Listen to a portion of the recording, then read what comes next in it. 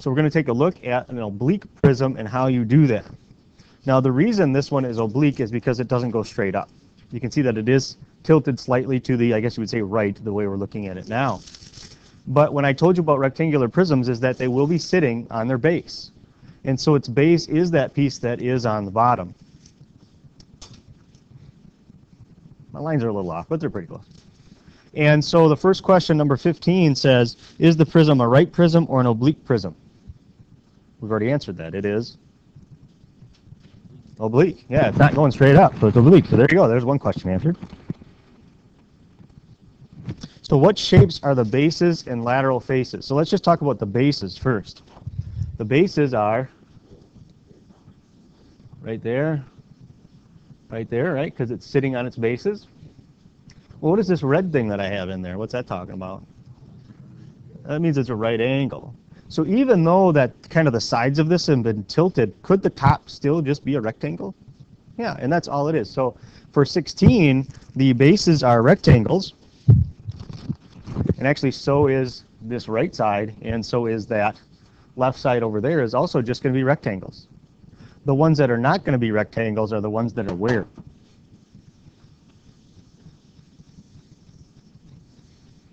Which ones won't be rectangles? Yeah, the front and back. Because look at that, that's 60-degree angle right there, and so there's no way. And so what can we call this one kind of that's in the front? What should we call that? What's the best we can do? Parallelogram is probably the best we can do for that one. So for 16, I would say rectangles for some of them, and then the other ones are parallelograms. So that would be the name of your faces.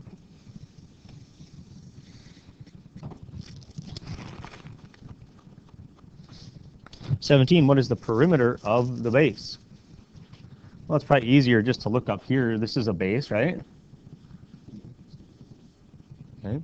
So we got 8 on the left side. What would be over here where I just put the dot? 8, and then down here. So what is the perimeter? It is 36. Very good. And that'd be 36 inches or 36 inches squared? Inches, yep. And that's number 17. So what is the lateral area of the prism? Lateral area still means the area of the faces that are going up, I guess you could say. But remember, you have to make sure it's sitting on its base first. And so the ones that are going up, there it is, or not. And there it goes. It was just being a little picky today. So if that's the one that's on the right, we'll say that's this one right here. If we're going to find lateral area, we have to find the area of those. So I said right and left, because that would also be over here. Well, what are the dimensions of that one? 12 by 8, right? 8 on top and then 12 down the side. So 8 and 12. Does it really matter where you put those two? Not really. Okay.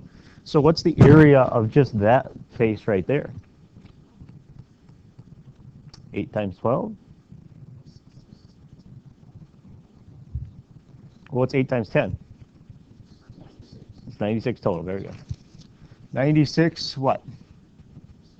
Inches squared. Is that the lateral area of this entire object? That's the lateral area of one face.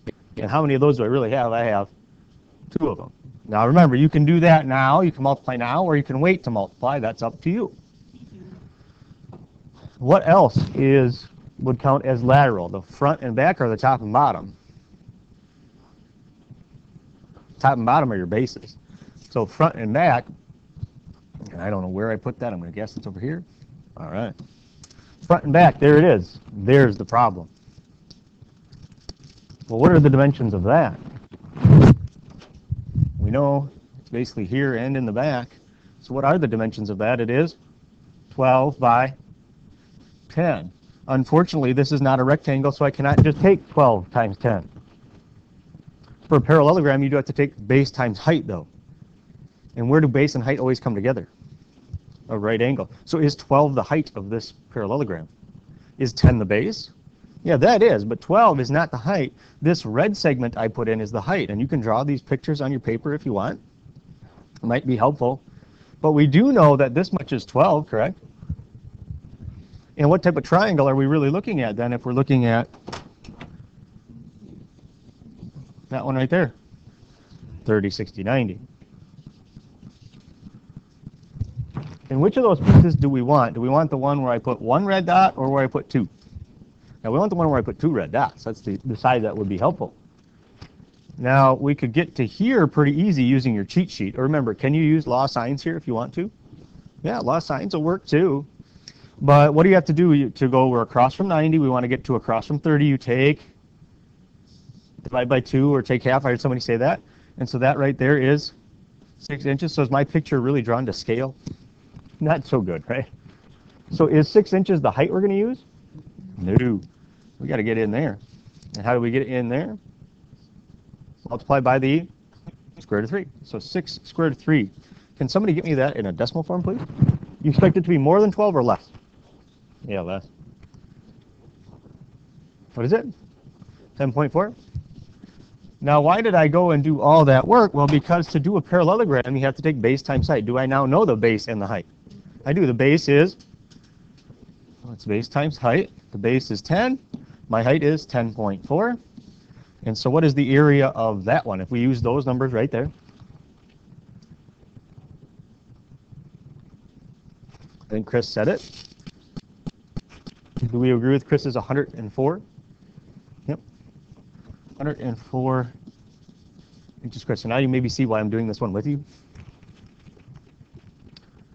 So do I just add those two together to get the lateral area then?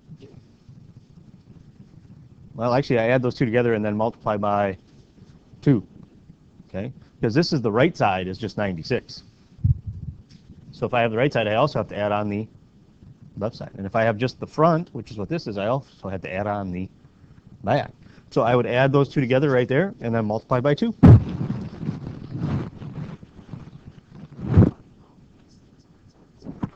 Well, we rounded. Yeah. So. Yeah, I mean, the number comes out fairly nice. Because what do you get when you add 96 and 104? 200. So you multiply that by 2 and you get 400 square inches. And what number did we answer? Number 18. Yep. So that's number 18 right there. Number 19 says, what is the surface area of the prism? And surface area sometimes I call total area. So we got all the lateral stuff, so what haven't I talked about yet? The bases, which could be called top and bottom. I knew it was there. There we go. Top and bottom, what are the dimensions of the top and bottom? 10 by 8. So the area of that is 80 square. But how many of those do I have? 2. So what you got to do for number 19 is take your lateral area and add on the 2 bases, correct? So you take 400 square inches, and add on how much? 160. And what do you get? Now, because I multiplied this by 2, does that change the label or anything like that? Nope. So what's the label at the end? Inches squared, square inches, either way.